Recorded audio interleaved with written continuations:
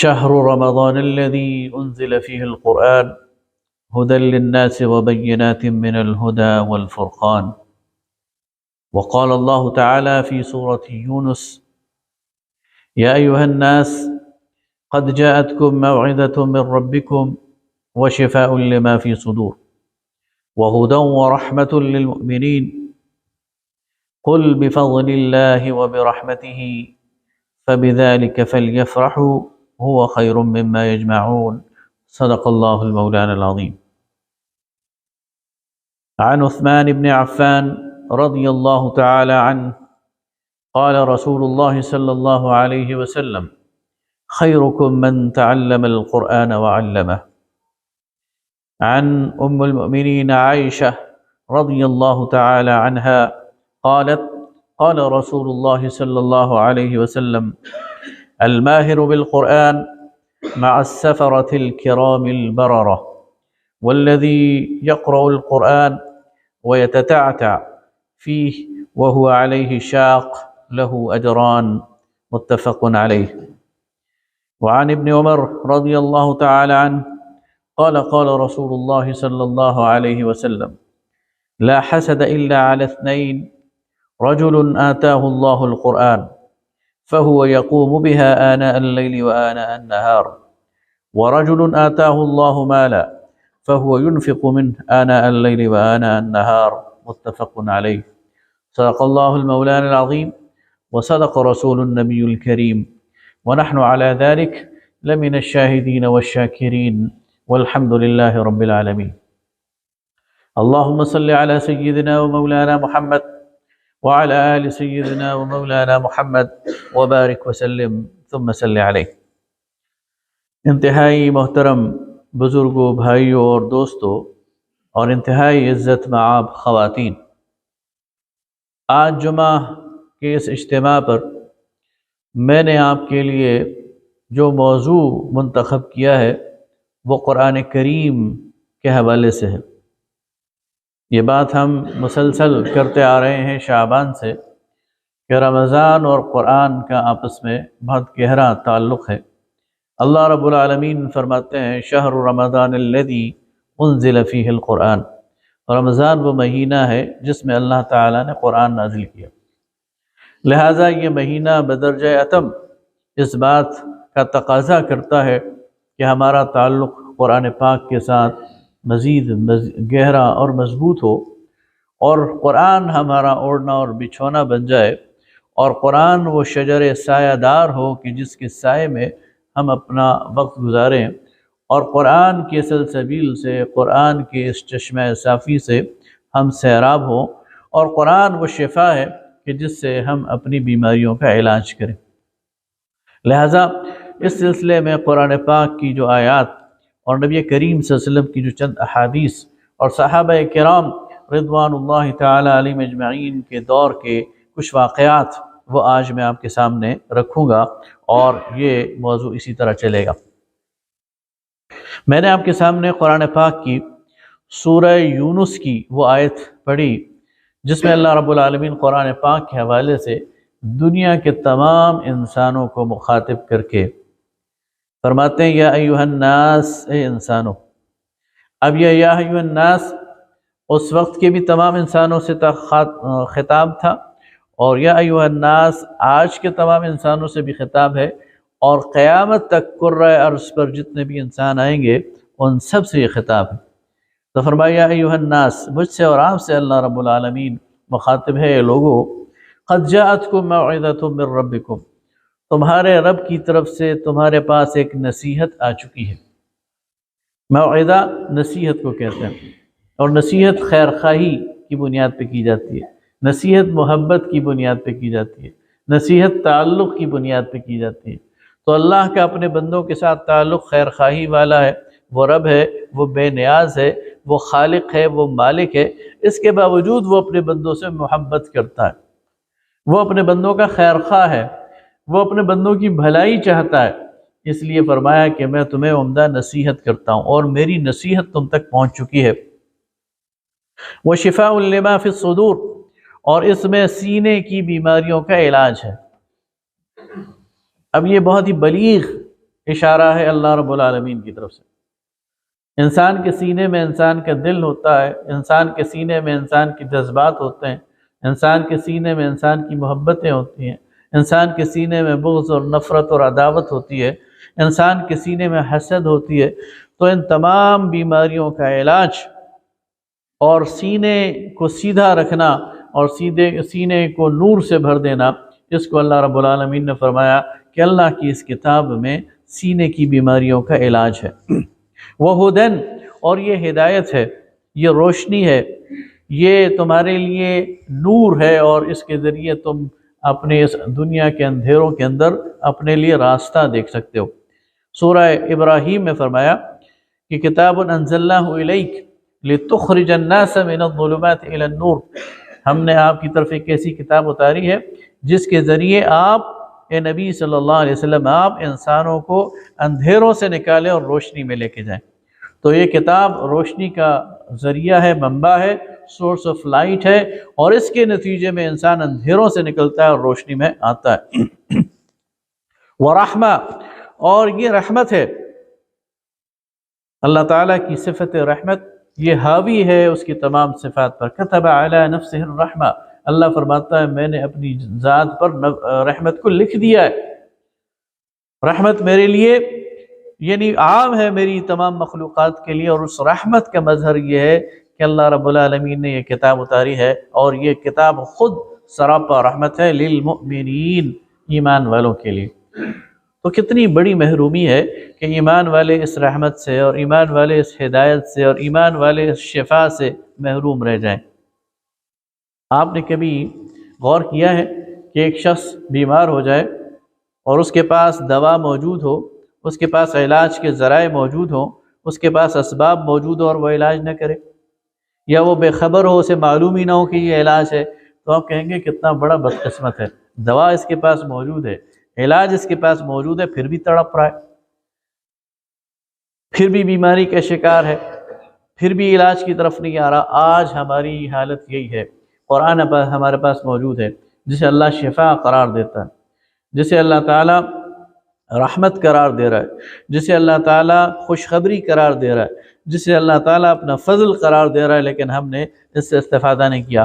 تو فرمایا وَہُدًى وَرَحْمَةً لِّلْمُؤْمِنِينَ، تو یہ ہدایت ہے اور رحمت ہے ایمان والوں کے لیے۔ آگے عجیب بات کی اللہ تعالیٰ نے، قل اے نبی صلی اللہ علیہ وسلم کہہ دیجئے بفضل اللہ، یہ اللہ کا فضل ہے کہ اللہ نے تم پر یہ کتاب اتاری ہے، یہ اس کا انعام ہے، یعنی یہ تمہارا استحقاق نہیں تھا۔ فضل اس کو کہتے ہیں جو انسان کا حق نہ ہو اور دے دیا جائے، تو یہ اللہ کا فضل ہے تم پر کہ اللہ نے تمہیں یہ ہدایت دے دی ہے۔ تو قل بفضل اللہ، یہ اللہ کا فضل ہے، وبرحمتہ، اور یہ اس کی رحمت ہے، فبذلک فلیفرحوا، تو اس پر تمہیں خوشی منانی چاہیے۔ خوشی انسان کس چیز کی مناتا ہے؟ اسے کوئی ٹرائر مل جائے، اسے کوئی خزانہ مل جائے، اسے کوئی کامیابی مل جائے تو وہ خوشی مناتا ہے۔ اللہ رب العالمین فرماتے تمہیں خزانہ مل گیا ہے، تمہیں ٹرائر مل گیا ہے، رحمت اور برکت مل گئی ہے، تمہیں دیکھنے والی آنکھ ہونی چاہیے، سوچنے والی عقل ہونی چاہیے۔ اگر تمہارے اندر وہ سینسز ہیں جو ایک مومن کی ہیں تو پھر تمہیں بہت بڑا خزانہ مل گیا ہے۔ فَبِذَلِكَ فَلْيَفْرَحُوا، اس پر تمہیں خوشی منانی چاہیے۔ هُوَ خَيْرٌ مِّمَّا يَجْمَعُونَ، جو کچھ یہ لوگ دنیا میں جمع کرتے ہیں ان سب سے یہ بہتر ہے۔ انسان دنیا میں کیا جمع کرتا ہے؟ سونا اور چاندی جمع کرتا ہے، ہیرے جواہرات جمع کرتا ہے، پلاٹ جمع کرتا ہے، فیکٹریاں کارخانے بناتا ہے، اقتدار، حکومت، بادشاہت کا طلبگار ہوتا ہے۔ اللہ فرماتا ہے انسان جو کچھ چاہ سکتا ہے اور جو کچھ جمع کر سکتا ہے ان سب سے بہتر اللہ کی یہ کتاب۔ اب اس سے آپ اندازہ لگائیں کہ ہم کتنی بے اعتنائی برتتے ہیں اور کتنی لاپرواہی برتتے ہیں اللہ کی اس کتاب سے، جبکہ اللہ رب العالمین کا ہم سے تقاضا یہ ہے کہ دنیا میں ہماری ترجیح ہے اول اور سب سے زیادہ بڑی پرائرٹی وہ یہ ہونی چاہیے کہ ہم اللہ کی کتاب کے ساتھ اپنا تعلق جوڑیں۔ میں نے آپ کے سامنے نبی کریم صلی اللہ علیہ وسلم کی وہ حدیث پڑھی، اور اس حدیث کو روایت کرنے والے حضرت عثمان ابن عفان رضی اللہ تعالیٰ عنہ، خلیفہ ثالث ذو النورین۔ حضرت عثمان رضی اللہ تعالیٰ عنہ کو بہت ساری خصوصیات حاصل تھیں، ان میں سے ایک خصوصیت یہ ہے کہ آپ کا قرآن پاک کے ساتھ غیر معمولی تعلق تھا۔ قرآن پاک کی تلاوت کا غیر معمولی شغف اللہ تعالیٰ نے حضرت عثمان رضی اللہ تعالیٰ عنہ کو دیا تھا۔ صبح و شام قرآن پاک کے اندر محو رہتے تھے، اس کی تلاوت کرتے تھے اور اس کے اندر خوش رہتے تھے۔ ان کی روایت ہے کہ نبی کریم صلی اللہ علیہ وسلم نے فرمایا خیرکم من تعلم القرآن وعلمہ، تم میں سے بہترین وہ ہے جو قرآن پاک سیکھے اور سکھائے۔ اب آپ دیکھیں، ہم ڈگری لیتے ہیں، ہم سند لیتے ہیں، اور جتنی بڑی ہستی ہمیں سند دے رہی ہوتی ہے، کانووکیشنز ہوتے ہیں یونیورسٹیز کے، کالجز کے، بعض میں صدر آ جاتا ہے، بعض میں گورنر آ جاتا ہے، بعض میں کوئی وزیر آ جاتا ہے، ہم اس کے ساتھ فوٹو کھنچواتے ہیں، ہم سب کو دکھاتے ہیں دیکھو مجھے صدر نے سند دی ہے، مجھے وزیر اعظم نے سند دی ہے، مجھے گورنر نے سند دی ہے۔ کائنات کے سب سے عظیم ترین انسان، افضل البشر، افضل الانبیاء، امام الانبیاء صلی اللہ علیہ وسلم، ان کے بعد بھی کوئی افضل نہیں، ان سے پہلے بھی کوئی افضل نہیں، وہ آپ کو سند دے رہے ہیں، وہ آپ کو سرٹیفکیٹ دے رہے ہیں، وہ آپ کو اعزاز دے رہے ہیں۔ کیا؟ خیرکم، تم میں سب سے بہتر وہ ہے من تعلم القرآن وعلمہ، جو قرآن کو سیکھے اور قرآن کو سکھائے۔ اس سے بڑا اعزاز کوئی ہو سکتا ہے قرآن کے طالب علم کے لیے؟ اس سے بڑا اعزاز کوئی ہو سکتا ہے قرآن کے استاد کے لیے؟ اس سے بڑا کوئی اعزاز ہو سکتا ہے ان اداروں کے لیے جہاں پر قرآن سیکھا اور سکھایا جائے، قرآن کی محفلیں سجائی جائیں، قرآن کی تلاوت ہو، قرآن کا ترجمہ ہو، قرآن کی تفسیر ہو، قرآن فہمی ہو؟ خیرکم من تعلم القرآن وعلمہ۔ ایک اور حدیث ہماری ماں ام المؤمنین حضرت عائشہ صدیقہ رضی اللہ تعالی عنہ سے ہے، اور اس میں عجیب انداز ہے۔ فرمایا رسول اللہ صلی اللہ علیہ وسلم نے فرمایا قال رسول اللہ صلی اللہ علیہ وسلم الماہر بالقرآن مع السفرة الکرام البررہ، اچھی طرح قرآن پڑھنے والا، قرآن کا ماہر، اللہ تعالیٰ اسے برگزیدہ فرشتوں کے ساتھ رکھے گا۔ کرام بررہ، وہ فرشتے جو عزت والے بھی ہیں اور برگزیدہ بھی ہیں اور اللہ کے مقرب ہیں، اللہ تعالیٰ قرآن کے ماہر کو ان کے ساتھ رکھے گا۔ اب دل میں خلش پیدا ہوتی ہے کہ میں تو قرآن کا ماہر نہیں ہوں، مجھ سے تو نہیں پڑھا جاتا، تو اس کے ساتھ ہی فرمایا والذی یقرأ القرآن ویتتعتع فیہ وہو علیہ شاق لہ اجران۔ یہ ماہر قرآن، یہ تو برگزیدہ فرشتوں کے ساتھ ہوگا، یہ ایک اجر ہے، لیکن جو قرآن پڑھنا شروع کرتا ہے لیکن پڑھ نہیں سکتا، ایک ایک حرف پر اٹکتا ہے، یتتعتع، اس کی زبان سے حرف ادا نہیں ہوتا، کوشش کرتا نہیں ادا ہوتا، وہو شاق علیہ، اور یہ اس پر بڑا گرا ہوتا ہے، فرمایا اس کے لیے دوہرا اجر ہے۔ اس کی یہ کوشش اللہ کو اتنی پسند ہے کہ اس کو دوہرا اجر دے دیتا ہے۔ اس لیے قرآن پڑھنا شروع کر دیجئے، چاہے آپ نہ پڑھ سکتے ہوں، پڑھنے کی کوشش کیجئے، جستجو کیجئے، سیکھیے، اور اس کے لیے عمر کی کوئی حد نہیں۔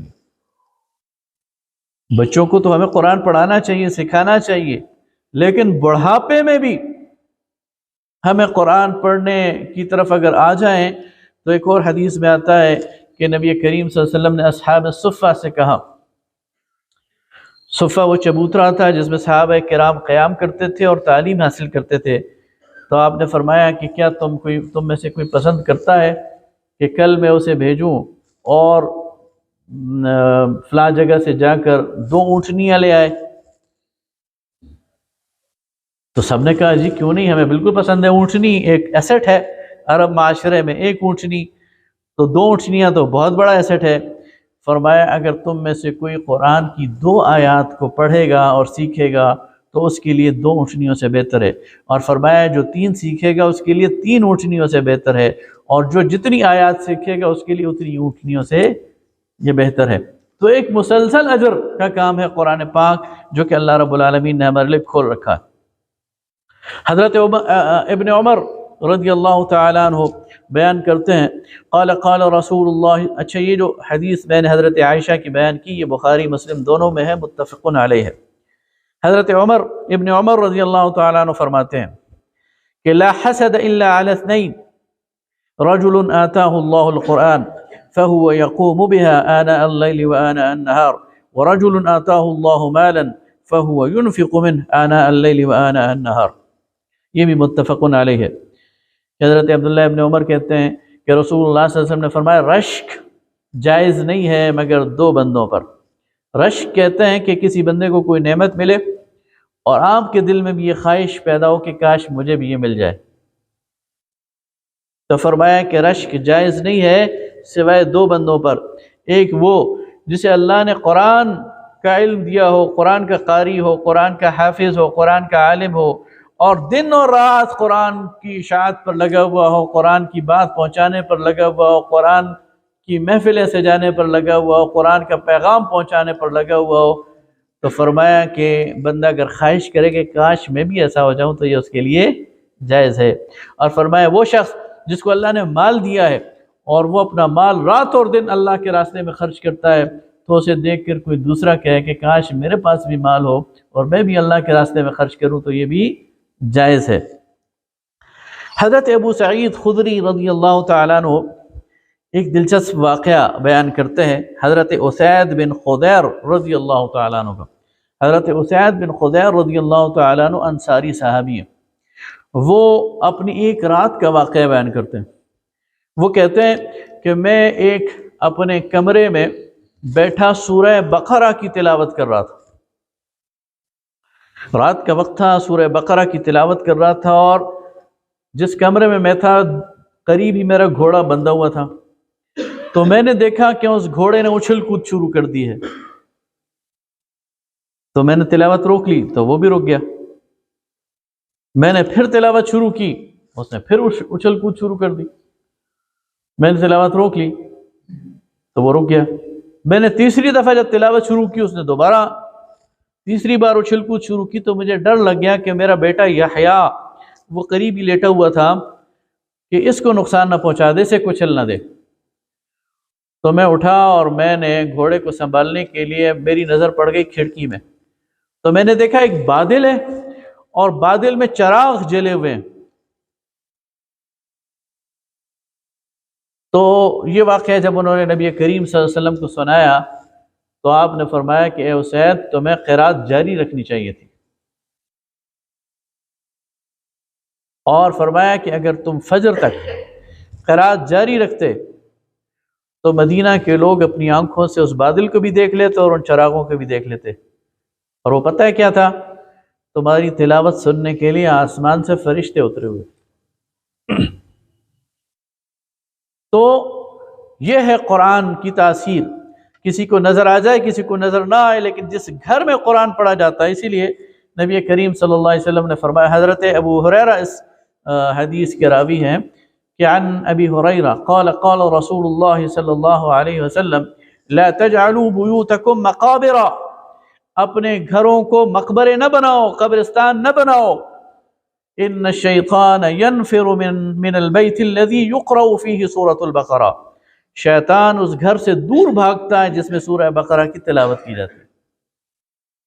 اس لیے اپنے گھروں کو مقبرے نہ بنائیں. گھروں میں ایک دور تھا، ہمارے بڑے بوڑھے ہمیں بتاتے ہیں اور ہم اس کو سنتے بھی تھے، لیکن اب وہ کلچر ختم ہو گیا. یہ اسلام کا مسلمان گھرانے کا کلچر تھا کہ فجر کے وقت گھروں میں تلاوت کی آواز آتی تھی. ہمارے دادا، ہماری دادی، ہمارے نانا، ہماری نانی وہ اونچی آواز سے تلاوت کر رہے ہوتے، کوئی سب سن رہے ہوتے. بستروں میں بھی کوئی ہوتا تھا تو اس کے کان میں قرآن کی آواز آ رہی ہوتی تھی. اب تو یہ موبائل نے اور فلاں نے یہ سارا کام ختم کر دیا. لیکن یہ کلچر ریوائیو کرنے کی ضرورت ہے. گھروں میں قرآن پڑھنے کی ضرورت ہے، سورہ بقرہ پڑھنے کی ضرورت ہے، اونچی آواز سے پڑھنے کی ضرورت ہے. صحابہ کرام رضوان اللہ تعالی علیہم اجمعین مدینہ کی گلیوں میں جب رات کو کوئی چلتا تھا نا، تو جس طرح مکھیاں بھن بناتی ہیں نا، جس طرح گھروں سے قرآن کی تلاوت کی آواز آ رہی ہوتی تھی. ایک دفعہ نبی کریم صلی اللہ علیہ وسلم کا گزر حضرت ابو موسیٰ الاشعری رضی اللہ تعالیٰ عنہ کے گھر کے قریب سے ہوا۔ وہ تلاوت کر رہے تھے، نبی کریم صلی اللہ علیہ وسلم نے کھڑے ہو کر سننا شروع کر دیا، اور صبح کہا ابو موسیٰ تمہیں تو اللہ تعالیٰ نے داؤد علیہ السلام کے مزامیر میں سے اور داؤد علیہ السلام کے لحن اور ان کے لہجے میں سے لہجہ دیا، اتنا خوبصورت پڑھتے ہو تم قرآن۔ حضرت ابو موسیٰ نے کہا یا شاید کوئی اور صحابی ہو کہ یا رسول اللہ اگر مجھے پتا ہوتا کہ آپ سن رہے ہیں تو میں اور اچھا پڑھتا۔ تو قرآن کے ساتھ ہمارا یہ تعلق، اور قرآن ہمارے معاشرے میں اور ہماری مسجدوں میں اور ہمارے گھروں میں اور ہماری اس میں اس طرح رچ بس جائے، یہ ایک ایسی چیز ہے کہ جس کی ضرورت ہے۔ اسی طرح حضرت عبداللہ ابن عمر بن العاص رضی اللہ تعالیٰ عنہ سے روایت ہے کہ قال رسول اللہ صلی اللہ علیہ وسلم يقال لصاحب القرآن اقرأ وارتقي ورتل كما كنت ترتل في الدنيا فإن منزلك عند آخر آيته تقرأها۔ جو قرآن کا پڑھنے والا ہے، قرآن سے تعلق رکھنے والا ہے، صبح و شام قرآن پڑھنے والا ہے، قیامت کے دن اللہ تعالیٰ اسے کہے گا قرآن پڑھ، اور اس طرح پڑھ جس طرح تو دنیا میں پڑھتا تھا، اور جہاں تو ختم کرے گا وہ تیرا درجہ ہوگا، ایک ایک آیت پڑھتا جا اور درجہ چڑھتا جا، اور جو آخری تو آیت پڑھے گا وہ تیرا جنت میں درجہ ہوگا۔ لہٰذا ہمیں قرآن کے ساتھ یہ تعلق قائم کرنا چاہیے۔ حضرت ابی درداء رضی اللہ تعالیٰ عنہ سے روایت ہے کہ رسول اللہ صلی اللہ علیہ وسلم نے فرمایا کہ من حفظ 10 آیات من اول سورة الکہف، جس نے سورہ کہف کی پہلی 10 آیات کو یاد کر لیا، عصم من الدجال، اللہ تعالیٰ اسے دجال کے فتنے سے محفوظ کرے۔ اسی طرح حضرت ایک اور صحابی سے روایت، حضرت عبداللہ ابن مسعود رضی اللہ تعالیٰ عنہ سے روایت ہے کہ رسول اللہ صلی اللہ علیہ وسلم نے فرمایا کہ جس گھر میں رات کو سورہ واقعہ پڑھی جاتی ہے اللہ تعالیٰ اس گھر کو فقر اور فاقے سے بچاتا ہے۔ اسی طرح ایک اور روایت میں آتا ہے کہ نبی کریم صلی اللہ علیہ وسلم نے فرمایا کہ جو شخص رات کو سونے سے پہلے سورہ ملک کی تلاوت کرتا ہے اللہ تعالیٰ اس کو قبر کے عذاب سے محفوظ کر دیتا ہے۔ اسی طرح نبی کریم صلی اللہ علیہ وسلم نے، اور بہت ساری روایات ہیں اس کے بارے میں، کہ آیت الکرسی کی یہ فضیلت بتائی ہے کہ جو شخص آیت الکرسی پڑھتا ہے، ایک روایت میں آتا ہے کہ جو شخص ہر فرض نماز کے بعد آیت الکرسی کی تلاوت کرتا ہے اس کے اور جنت کے درمیان موت کا فاصلہ ہے، جو ہی مرے گا اللہ تعالیٰ اسے جنت میں داخل کر دے گا۔ ایک اور روایت میں آتا ہے کہ جو شخص صبح اور شام آیت الکرسی کی تلاوت کرتا ہے اللہ تعالیٰ اسے آفات اور بلیات سے محفوظ کر لیتا ہے۔ اسی طرح سورہ بقرہ کی آخری آیات کے بارے میں آتا ہے کہ جس گھر میں یہ تلاوت کی جاتی ہیں اللہ تعالیٰ ان گھروں کو آفات سے، بلیات سے، حادثات سے محفوظ رکھتا ہے۔ لہذا یہ قرآن کے ساتھ وہ تعلق ہے جو کہ ایک مسلمان کا ہونا چاہیے، اور اس پر ہمیں یعنی اس کی حفاظت کرنی چاہیے، اور یہ کلچر اپنے گھروں میں پروان چڑھانا چاہیے۔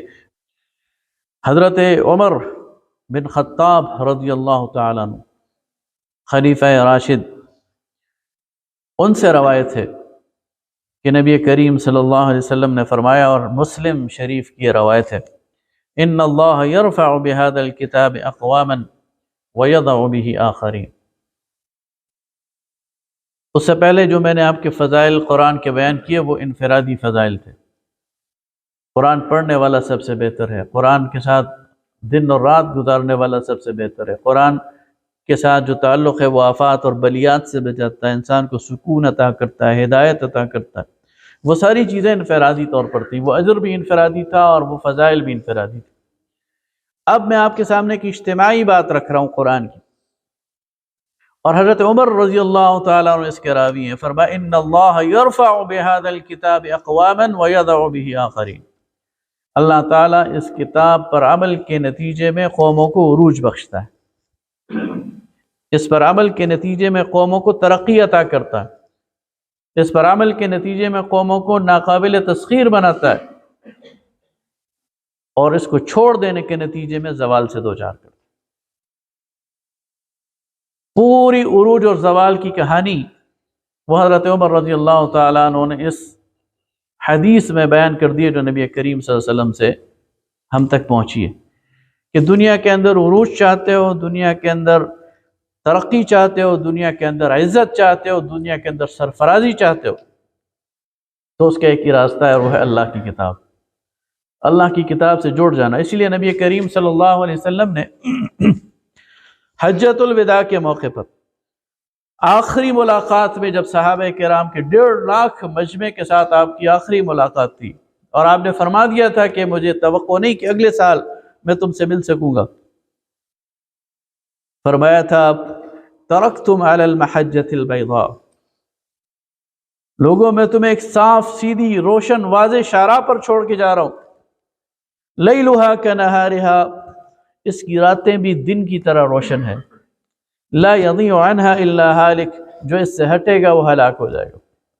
تو وہ روشنی کیا تھی؟ وہ اللہ کی کتاب کی روشنی تھی، وہ رسول اللہ صلی اللہ علیہ وسلم کی سنت کی روشنی تھی۔ تو اللہ کی کتاب اور اللہ کے رسول صلی اللہ علیہ وسلم کی سنت کا تمسک، اللہ کی کتاب اور اللہ کے رسول صلی اللہ علیہ وسلم کی سنت سے چمٹ جانا، اور ایک اور روایت میں آتا ہے اپنے دانتوں سے اسے پکڑ لینا، یعنی مضبوطی سے اسے تھام لینا۔ اس کے نتیجے میں اللہ تعالیٰ دنیا کی آزمائشوں کو بھی حل کرتا ہے، دنیا کی مصیبتوں کو بھی دور کرتا ہے، دنیا کے اندر بھی عروج عطا کرتا ہے، اور اس کو چھوڑ دینے سے دنیا کے اندر بھی زوال اور پستی ملتی ہے۔ اللہ تعالیٰ ہم سب کو قرآن کے ساتھ شغف اور انفرادی اور اجتماعی طور پر اہل قرآن بننے کی توفیق عطا فرمائے۔ وآخر دعوانا ان الحمد للہ رب العالمین۔